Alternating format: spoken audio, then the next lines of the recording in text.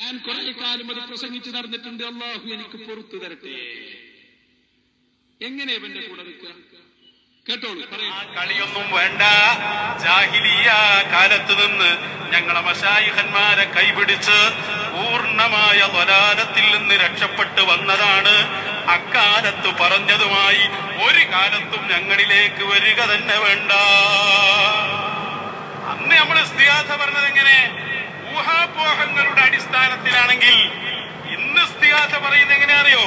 മുസ്തഗാസായ, അതായത് സഹായം തേടപ്പെടുന്ന അഭയകേന്ദ്രമായി വരുന്ന ഉന്നതമായ ഹദറത്തുകളിൽ നിന്നുള്ള നിർദ്ദേശത്തിലാണ് ഇന്ന് ഇസ്തിഗാസ പറയുന്നത്. ഈ കാലത്ത് നേർക്ക് നേരെയുള്ള ഇസ്തിഗാസ പറയുമ്പോൾ അന്ന് ഇതാ പറയുന്നു എന്ന് പറഞ്ഞിട്ട് കാര്യമുണ്ടോ? അത് ഞങ്ങൾ തന്നെ വലിച്ചെറിഞ്ഞു പോയി. രണ്ടെണ്ണം കൊടുക്കാൻ വേണ്ടി ഇതൊരു ചില്ലറ വിഷയ. ഞാനിപ്പോ